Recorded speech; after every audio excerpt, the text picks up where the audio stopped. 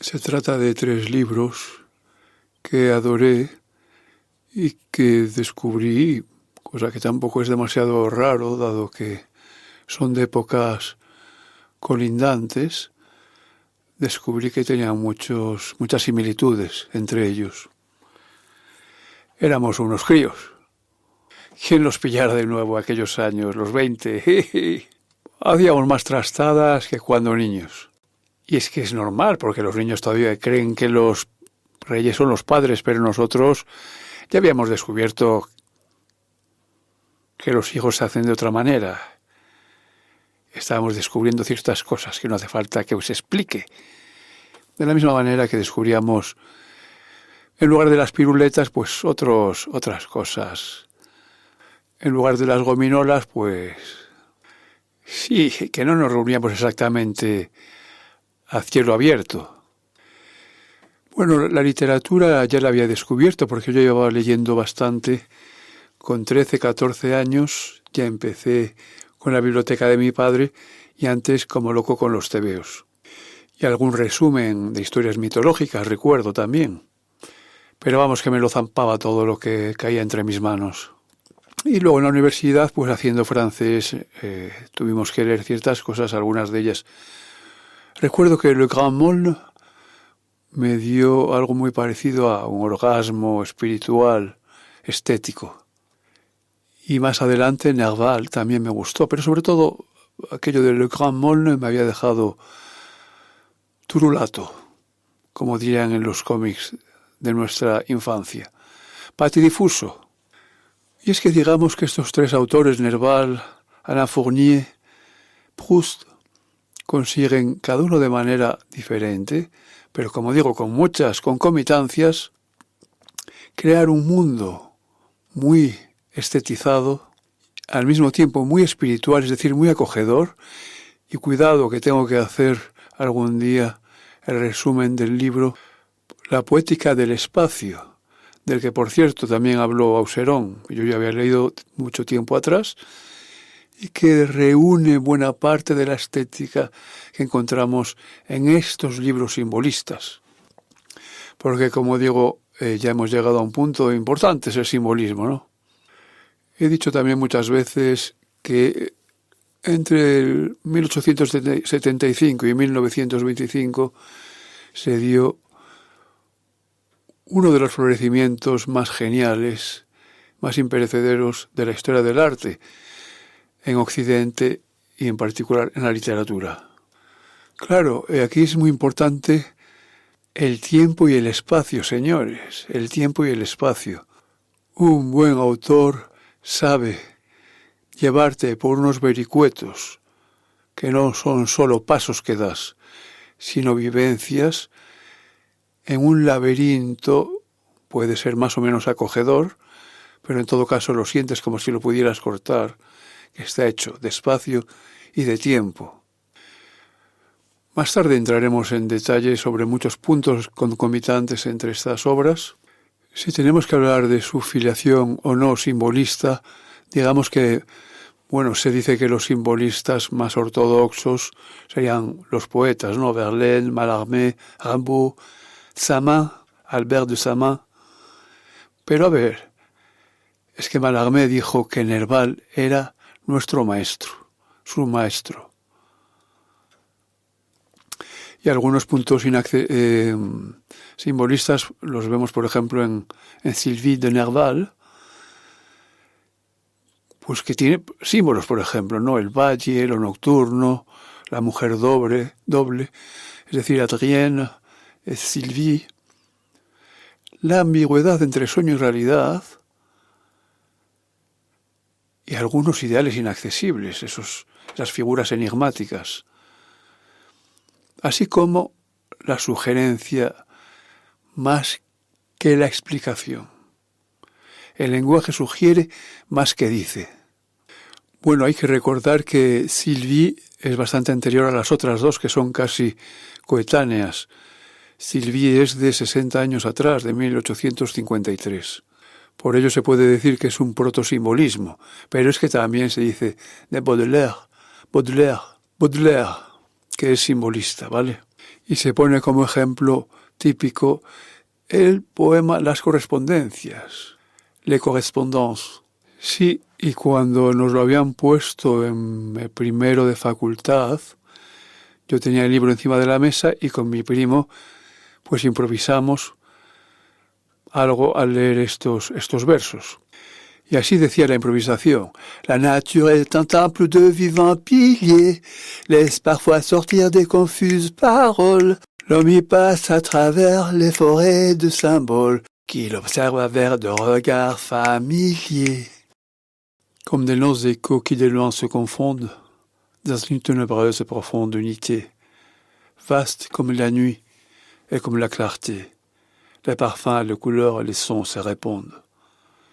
Il y a des parfums frais, comme des chairs d'enfants, doux comme les hautbois, verts comme les prairies, et d'autres, corrompus, riches et triomphants, ayant l'expansion des choses infinies, comme l'ambre, le musc, le benjoin et l'encens, qui chantent les transports de l'esprit et des sens. Bueno, otro de estos versos había dado pie a unas bonitas líneas poéticas que algún día escucharéis de mi voz y de mi guitarra. Como dije antes, 1853, Sylvie de Nerval y los otros 1913, aunque el de Proust, su elaboración se prolonga 13 o 14 años. Entonces el primero se publica en el 1913 y el último en 1927, cuando ya había fallecido. El primer punto temático que tenemos que tener en cuenta y que resume a las tres de alguna manera es que las tres narran la pérdida de un paraíso juvenil, cuya intensidad jamás podrá repetirse y que determina para siempre el destino interior del narrador. A partir de aquí tenemos ya una nota fundamental que es el recuerdo, un recuerdo nostálgico de un momento supuestamente más hermoso, más lleno de vida y por tanto de alguna manera arcádico. Arcadia. Cada uno tiene su propio espacio mitificado, ¿no? En Le Grand Molne es la Sologne, pero hay que decir que es un país un pays, es una región muy idealizada, de tal manera que no se puede decir que sea exactamente la Sologne, sino una Sologne transmutada. Bien, lo mismo ocurre con Proust. Recordemos que el único pueblo al cual se le ha añadido el nombre, el único pueblo real que ha cambiado su nombre o que se le ha añadido un nombre creado por un escritor, es el de Illiers, al que se le ha llamado Combray también. Y luego tenemos la otra parte que es Balbec y que se corresponde con un pueblo costero de Normandía, es decir, Cabourg. Y para realizar este mitificado lugar de Balbec, él se sirve de elementos reales de diferentes pueblos de la zona de la costa normanda. En cuanto a la tercera obra, ya hemos hablado en el podcast anterior de lo que es Le Valois, qué significado tiene en la historia de Francia. Hay que decir que en los tres libros encontramos las dos puertas, los dos lugares. Recordemos en Proust que había el lado de Guermantes y el lado de Swann. En Nerval está París y está Le Valois, constantemente comparados. Y en la escuela, ayuntamiento en la que vive el niño, que conoce al Grand Molne, que es su compañero, también encontramos, porque está en las lindes, en realidad, esa escuela, encontramos la parte que da para la ciudad y la parte que da para el campo. Hemos dicho que la memoria, es decir, el tiempo, y recordemos que entonces era un teorizador de la memoria Bergson, es algo importante en los tres. Luego en cada uno de ellos pues adquiere unos matices diferentes. En Le Grand Molne tenemos como una especie de embudo hacia un lugar, algo maravilloso, donde ocurre una fiesta imposible, llena de personajes que no se sabe si son reales o no, aunque lo son, parecieran otra cosa. Es algo que vive Le Grand Molne y que luego lo cuenta también a su vez. Es decir, hay un narrador que está contando sus vivencias en aquel lugar, en aquella escuela, de la cual su padre era el director, y que había conocido a este personaje que está también en las lindes entre lo humano y lo salvaje, lo animal, y también lo instintivo, y también que tiene como contactos con otro lugar, con otra dimensión. Y esa dimensión es a la que llega, de alguna manera, cuando escapa, porque Le Grand Molne, ¿no?, que de hecho está sin su madre allí, es decir, no tiene a nadie. Digamos que su madre lo deja allí, lo suelta, ¿no?, en ese colegio, en el cual el narrador, que es su compañero a partir de entonces, él sí que está bien abrigado por su familia, ¿no? Entonces, Le Grand Molne representa la posibilidad del contacto con otra dimensión. Y por ello lo va a mostrar, ¿no? De hecho, escapa y luego contará esa vivencia que es maravillosa, de hecho, en la fiesta, ¿no? La fiesta llena de motivos medio, no fantasmagóricos, sino fantasque, que dicen los franceses, y que no creo que tenga una buena traducción en español, no es fantástico. De hecho, es algo más bien, algo como es extravagante, imprevisible, locuelo. Además son niños los que hacen esa fiesta, o digamos púberes. Mira, otro lugar entre dos mundos, la edad también. Yo creo que el envolvente de Le Grand Molne y de Nerval es mucho más poderoso que en Proust. En Proust es poderosa pues el fluir. No por casualidad son tantas páginas. Por supuesto que también crea un ambiente, pero es que el ambiente en Le Grand Molne y en Sylvie, que claro, son bastante más cortas, sobre todo Sylvie, se podría cortar.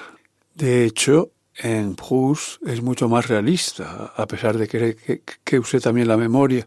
Obviamente es mucho más realista, pues que describe aspectos sociales. El tiempo lo usa también, como he dicho, en su fluir normal, mientras que Nerval, a ver, tiene algo de iniciático, bastante poderoso, porque ya la salida del narrador de París en las horas de la madrugada son casi como un medio arrebato, ¿no? Recordemos que Cela también en el viaje a la Alcarria escoge ese momento. Y de hecho hay un preámbulo en Cela, que es él en su habitación a las 7 de la mañana, a las 6, alrededor de mapas, con mapas alrededor, antes de coger el tren cuando todavía no era de día. Claro, no por casualidad es un viaje a la Alcarria, que recuerda a la Arcadia, porque también, a pesar de que es bastante realista, le da un carácter de viaje iniciático, si queremos, ¿no? O en todo caso, con algo espiritual, con algo que se espera que transforme para mejor el propio sentir. Bueno, siguiendo con Nerval, de hecho, Nerval es el que consigue llegar a fusionarse con el pasado de manera más poderosa, casi ya alucinatoria. Ese pasado que hemos dicho que remonta a lo histórico de Francia no es casualidad, porque en otra de sus obras llega a entrar realmente a vivir la Edad Media o el Renacimiento, no recuerdo bien, pero como si estuviera allí. De hecho, no he visto nada igual. Recordemos que Nerval, que para mí es un visionario de alguna manera, es decir, lo pondría en la línea de los Rimbaud, que no me extrañaría que lo hubiera leído, Rimbaud Nerval. Es decir, alguien que por la literatura es capaz de pasar líneas rojas para conseguir llegar a una determinada región literaria. Y en este caso no hablo de tierra, sino de literatura. Recordemos que dicen que se suicidó en la calle de la vieja linterna. Apareció colgado de un ventanuco por otro lado bajo, con lo cual me extraña que se hubiera suicidado ahí. En todo caso, parece que testigos de la época cuentan que Nerval, en noches de desvarío, caminaba por las calles desiertas del barrio del Châtelet, donde está esa calle. En ese teatro de Châtelet estuve yo con un amigo que fue a pasar unas pruebas de canto lírico y que luego fue corista en la ópera en la Bastilla. Entonces él se paseaba por allí en una zona que entonces era totalmente pobre, marginal, laberíntica. Iba a menudo por la calle donde luego apareció muerto. Es decir, dicen que no fue allí por azar, sino que ya era un lugar de su costumbre. Parece ser que la noche de su muerte un amigo le dio unas monedas para dormir en una pensión, pero él no las usó. Prefirió dormir al raso, como solía decir. Pero claro, buscó un lugar escondido. La crítica dice que Nerval transformó su propia muerte en un último símbolo. Nerval vivía obsesionado con los pasadizos, las grietas, las puertas estrechas, umbrales entre realidades. Y a esa calle se le llamaba a menudo la rendija del barrio. Es decir, escoger un pasaje callejón como escenario final encaja plenamente con su imaginario. Théophile Gautier, que recordemos también es objeto de dedicatoria de obras de Baudelaire, dice textualmente que él siempre buscaba la sombra más honda, como si allí pudiera escuchar lo que otros no oímos. También tenemos palabras de su portera.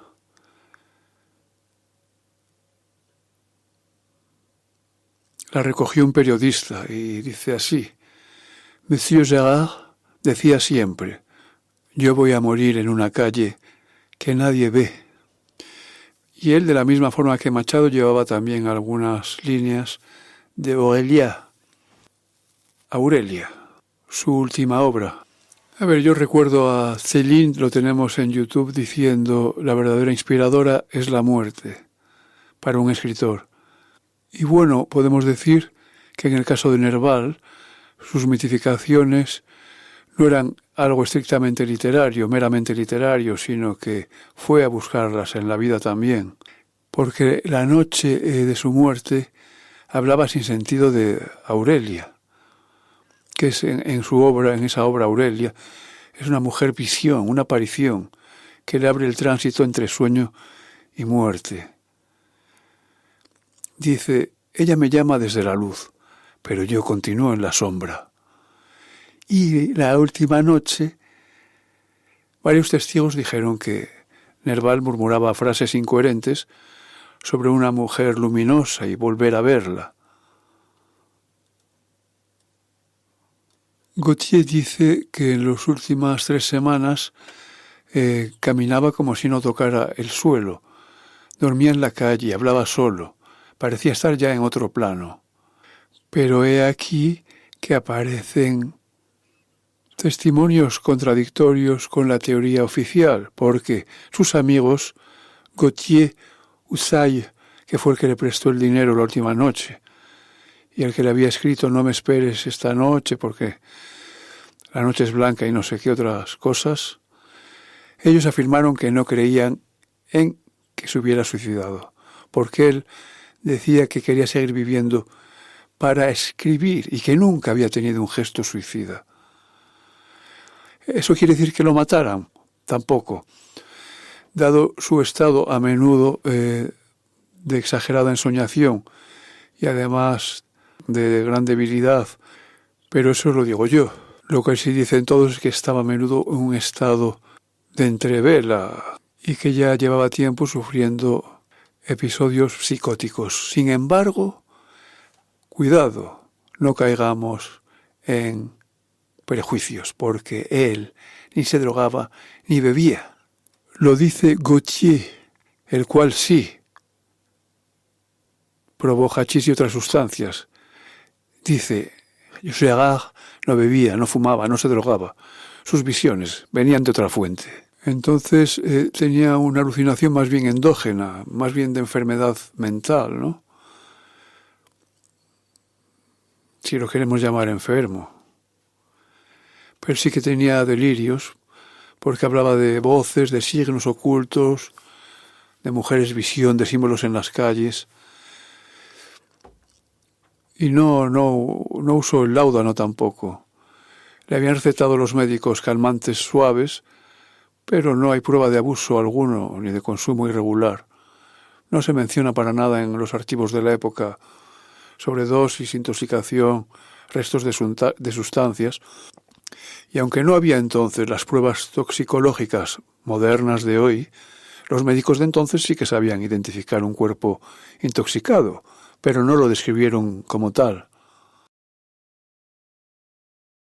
Pero quizás sea clave que ingería otra cosa, aire, es decir, tenía ayunos prolongados, periodos de ayuno extremo, comía muy poco durante días y caminaba noches enteras, sin descanso.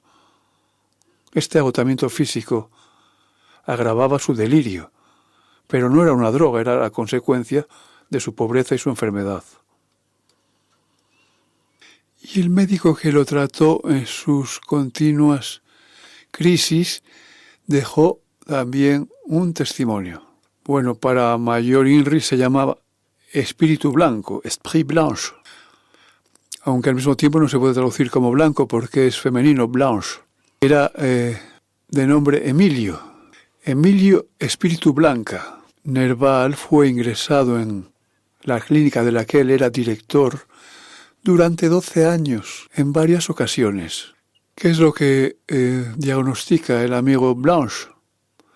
Gérard de Nerval presenta un delirio de carácter religioso y simbólico, sistemático, de tendencia ascendente.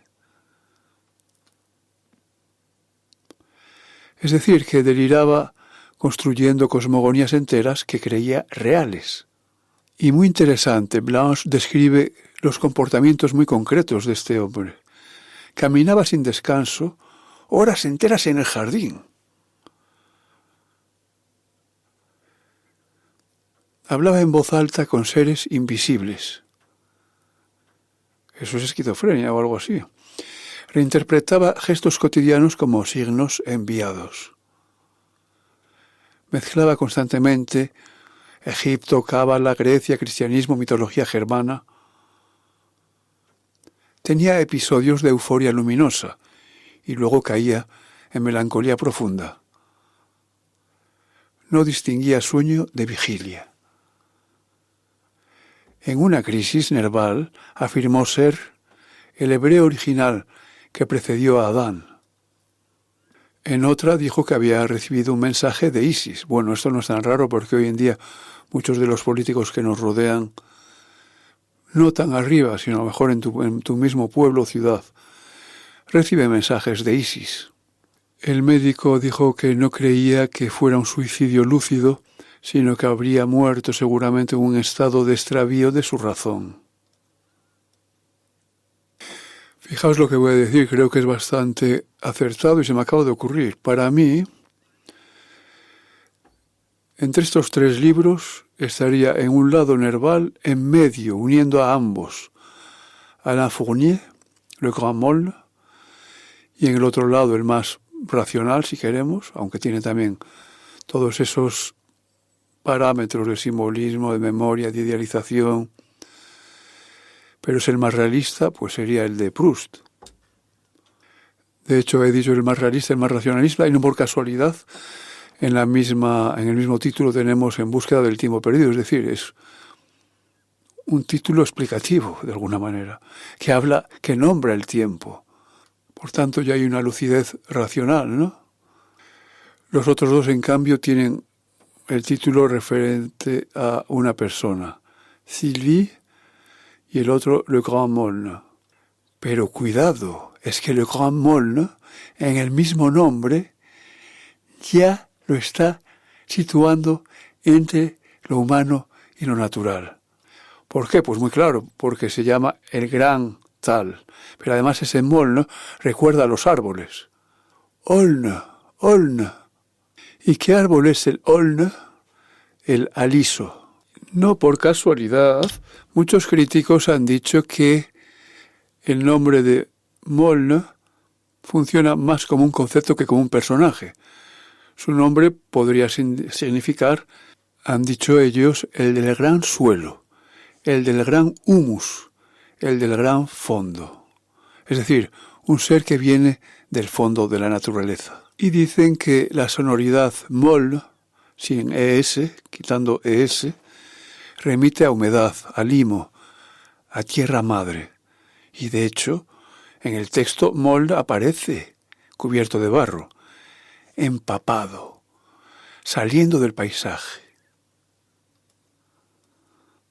Por tanto, así como en Nardal el héroe es un ser que es híbrido entre lo humano y la aparición, en Fournier, Moln es un espíritu del paisaje perdido, de esa Sologne, esa región francesa, imaginaria, que ya no existe. El narrador dice sobre él: tenía el aire de un príncipe errante en un país desaparecido. Por tanto, hay que concluir que de manera muy profunda el nombre de Moln remite a la natura, tanto fonéticamente, como simbólicamente, como narrativamente, como mitológicamente. Es el hijo del bosque, el avatar de la gran naturaleza perdida. La fuerza, y esto es lo que decía antes de alguna manera, que abre una brecha entre lo cotidiano y lo absoluto. Por tanto, este personaje que tenía de nombre Augustin, y de hecho Augusto, cuidado también, no significa solo Augustin Moln, sino la gran fuerza naturaleza que irrumpe en la vida humana. Y claro, no hay que dejar de traducir ese poema que muchos dicen que es como un manifiesto indirecto del simbolismo, ese poema que antes leí en francés y canté. Las correspondencias, ya el título, es decir, serían las analogías. Los conceptos que en él se expresan es que la naturaleza es un templo, el hombre pasa entre bosques de símbolos, que los sentidos se responden, tanto los del oído como los del olfato, como los de la vista, porque todo lo visible remite a una realidad más alta. Y es así que medio siglo después Fournier convierte de alguna manera ese poema en un relato. ¿Por qué? Porque la Sologne, ese lugar de pantano, de bosque, de caminos, de bruma, no es un simple paisaje. Es un templo natural donde algo se puede revelar. El protagonista, le Grand Moln, aparece como una emanación de ese templo. Pero es que, a ver, es totalmente imposible obviar que el narrador alter ego de Nerval, y digo alter ego porque muchas de las cosas que le ocurren están documentadas que le ocurrieron a Nerval, cuando sale y va en busca de esa Arcadia de su pasado, de su imaginación, está yendo a un templo que es la naturaleza.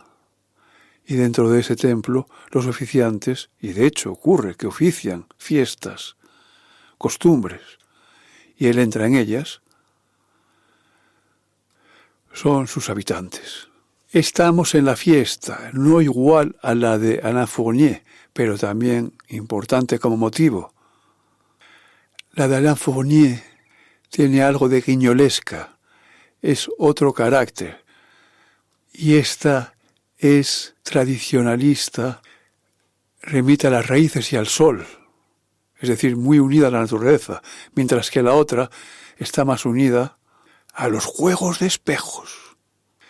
Ocurre dentro de un palacio con numerosas estancias y pasillos, pero es un palacio que está inmerso en la natura Y de hecho luego hacen una excursión, creo que en barca, como si fuera el cuadro de Watteau, que aparece también esta excursión en Sylvie. Algunos de los participantes en la fiesta montan en una barca y van hacia una isla. Pues lo mismo ocurre en Alain Fournier. Cuando esos personajes tan puros en Sylvie entran en esa barca y van por el lago d'Armenonville, que es otra de las ciudades junto a Senlis que habíamos dicho, pues tiene una oposición a lo que es París.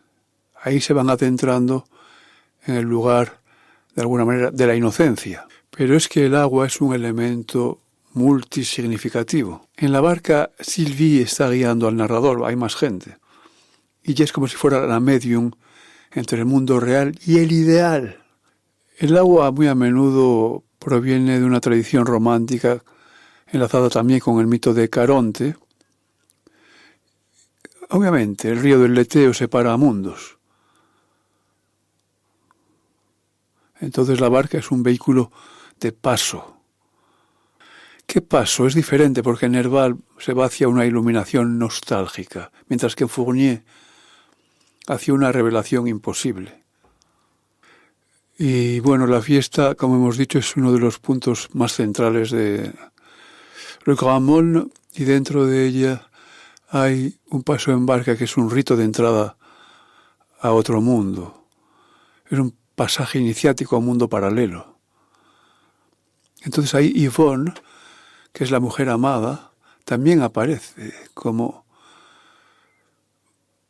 silenciosa en este caso, como una aparición ritual. Es una ondina, una figura del otro lado del agua. Esa fiesta en realidad ha transformado a Molne, y en particular ese momento en el agua le muestra un destino, lo prepara para el amor.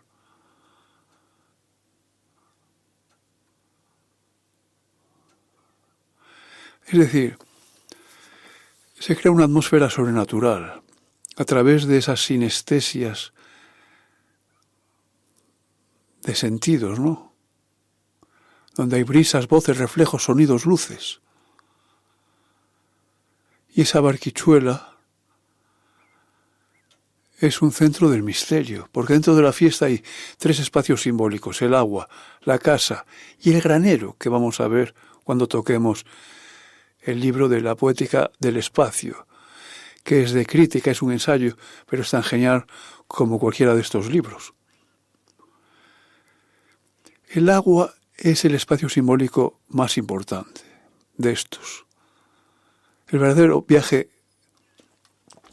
acto de iniciación es el viaje en barca. Y por supuesto el paralelismo con Sylvie es absoluto.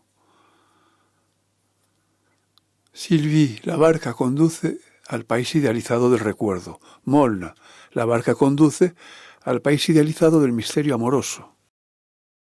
Alain Fournier era un chaval cuando escribió esto. Tenía un amigo, ambos les gustaba la literatura. El amigo ha hablado, ha escrito sobre la gestación. ¿Por qué fue el amigo el que habló? Pues porque él había muerto.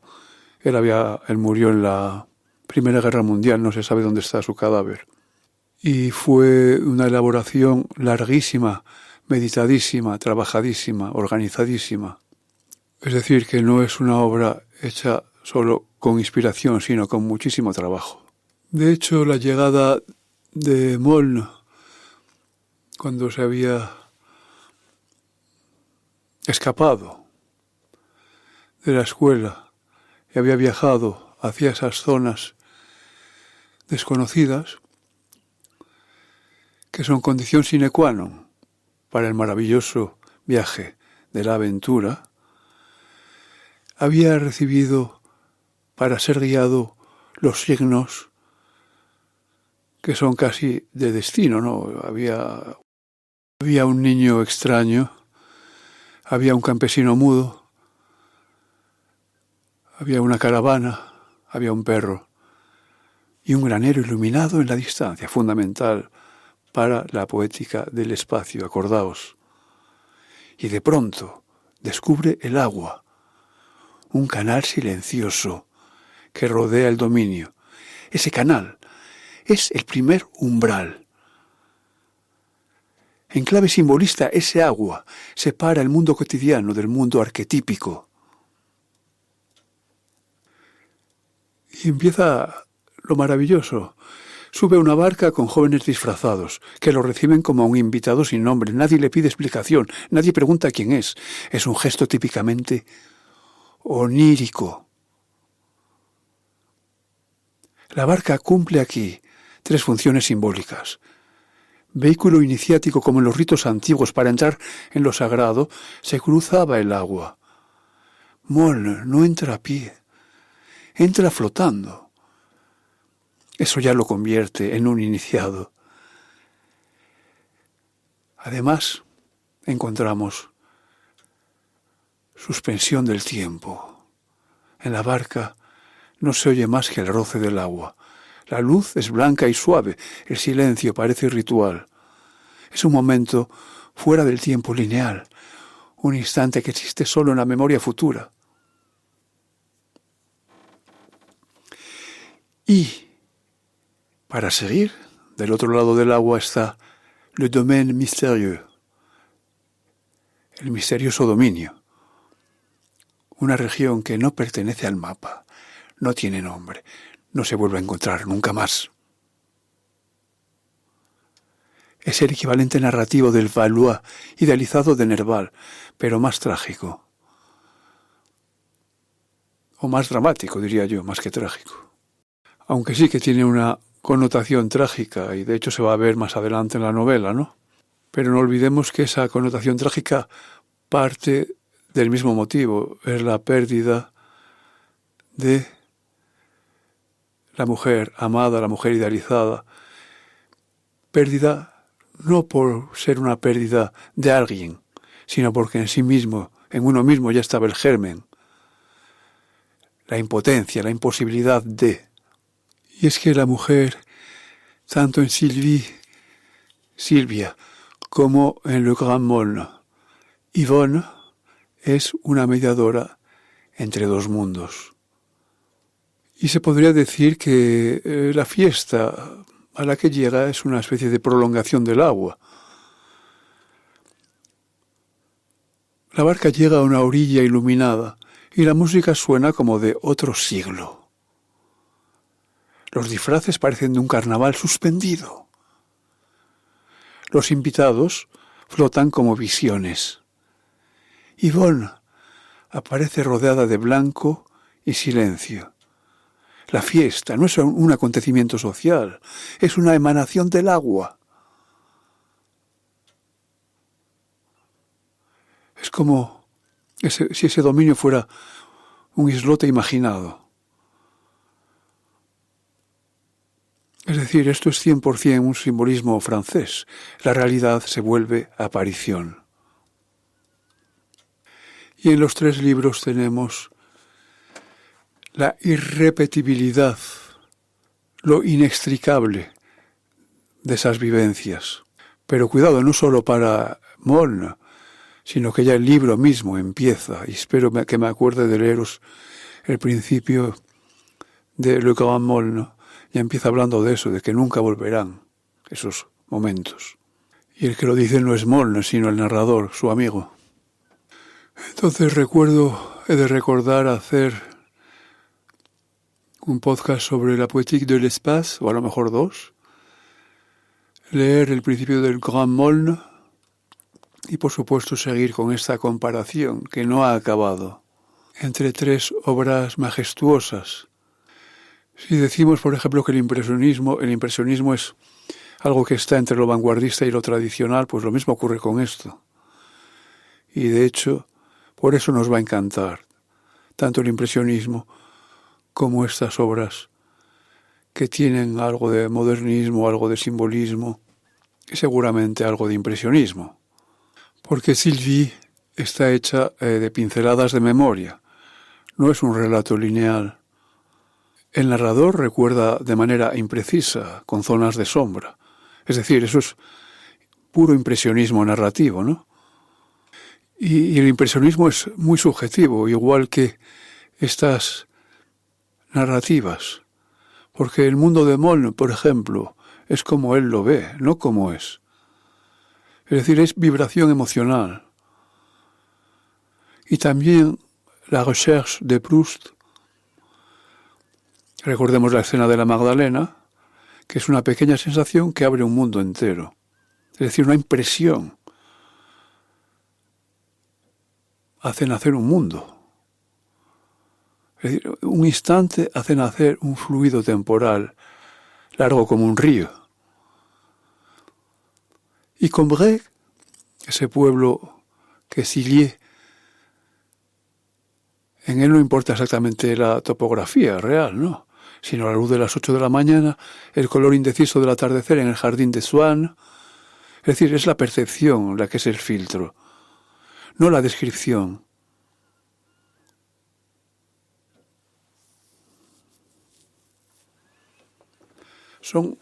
En los tres libros los paisajes son sensaciones, son atmósferas perceptivas.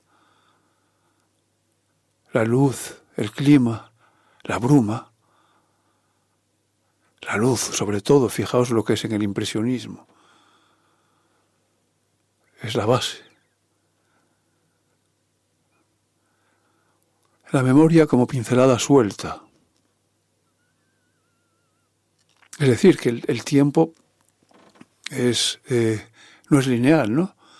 Eso ya lo dice Bergson. Porque en Bergson el tiempo es el recuerdo. Y lo que importa es más el instante que la trama. Cuidado, eso también en literatura puede ser una de los dos dilemas, de las dicotomías, ¿no? El instante o la trama. El instante no quiere decir exactamente una descripción, como estamos diciendo, un instante. Puede ser un regalo. ¿Qué es un regalo? Pues mostrar más que contar, más que describir. A eso me refiero con regalo. Por tanto, más el sustantivo y el adjetivo que el verbo. Muchos dirían que en esta línea entre Nerval, Fournier y Proust, que yo he dicho que además Fournier estaría en el centro, porque sería una mezcla de ambos, es que además no es tan raro, porque Nerval es el primero, es el que abre la puerta, Fournier viene luego y la cruza, y Proust es el que llevaría el impresionismo al nivel más alto de la literatura. Bien, voy a parar aquí porque no quiero alargar demasiado este cuadro que es tan interesante. Es también un viaje para nosotros y no dejaría jamás de aconsejar la lectura de las tres obras y en este orden: Nerval, Fournier y Proust. Hasta pronto. Regaladme un like, ya que hablamos de regalos.